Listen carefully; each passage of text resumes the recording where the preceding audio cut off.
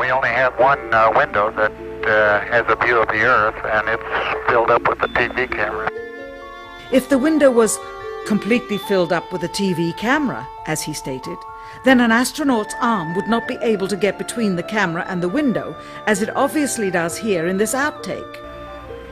South America becomes invisible just off beyond the Terminator or inside the shadow.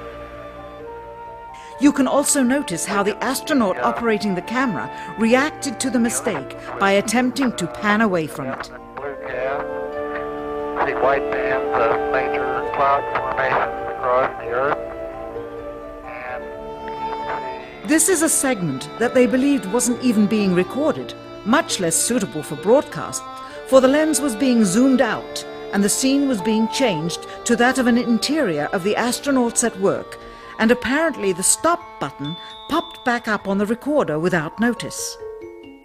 Here is the diffused work light that they used to see camera controls, but not throw light onto the spacecraft's wall.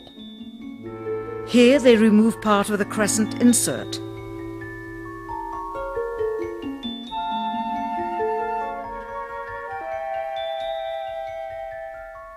Finally, the iris is opened up and you can see the real location of the camera and the very bright and near Earth out the window.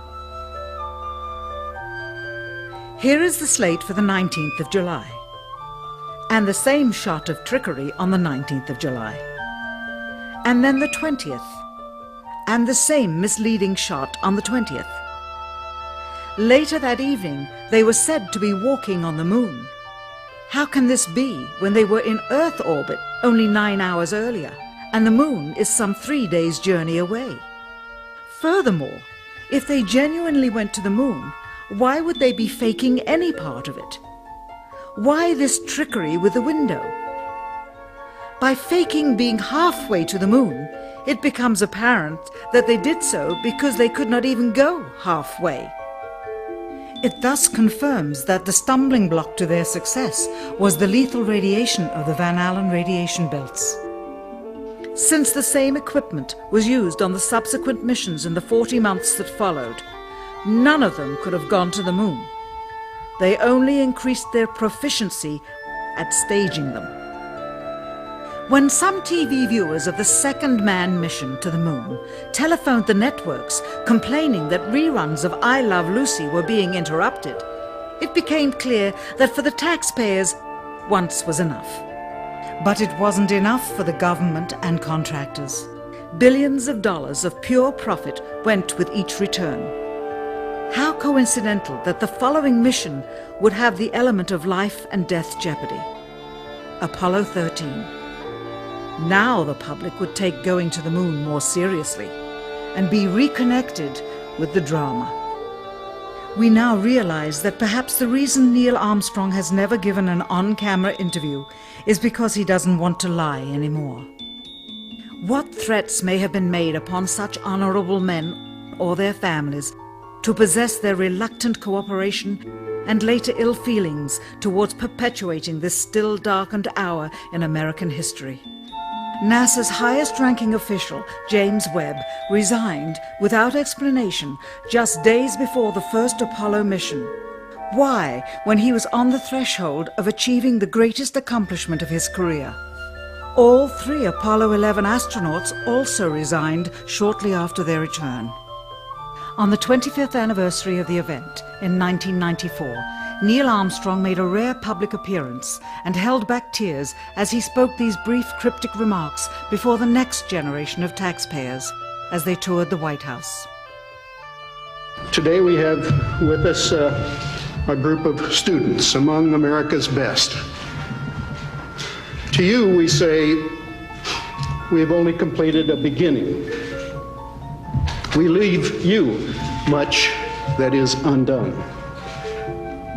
There are great ideas undiscovered, breakthroughs available to those who can remove one of truth's protective layers. He is that layer. Perhaps someday soon, with the uncovering of this footage and its meaning, the true patriots of America will rise up, or come forward and free the citizens and themselves from the sin that so easily entangles, and from a federal government that needs to have the gangrene cut off.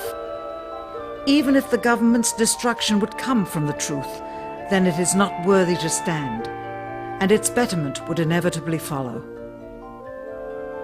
All of us are mortal. All of us will die. Perhaps the seeking of a clear conscience before that hour will motivate the truth into the light. Perhaps as citizens we should offer amnesty for this and other crimes of history, for facts from those involved, before the truth perishes with them. Why must we wait until the year 2017 to open the Kennedy assassination files? Perhaps they will not even be opened then, for the law that reluctantly stipulates their release says so with this clause, quote, "with the exception of documents certified for continued postponement by the President." Whoever believes the citizens to be too immature for the truth are too immature for power. The truth will always set us free.